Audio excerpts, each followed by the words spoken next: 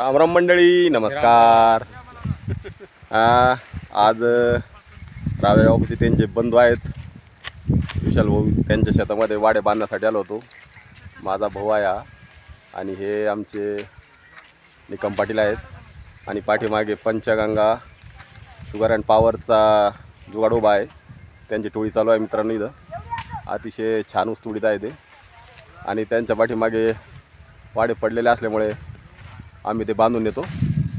बघा मित्रांनो, गोड ऊसाची कडू पाणी असते. बघा कसे बांधू आणि तोडून राहिले. सकाळी सकाळी येऊन ते तोडतात आणि कारखान्याला पाठवतात. परंतु तोडताना बिबट्या इचुकाटेसुद्धा खूप भीती असते. त्यामुळं मित्रांनो, आपल्याला जी साखर मिळते ती अतिशय कष्टातून कारखान्यातून बनवून आपल्यापर्यंत येते. एवढं सर्वजणांनी भान ठेवा मित्रांनो. आणि एवढं बोलून थांबतो. धन्यवाद.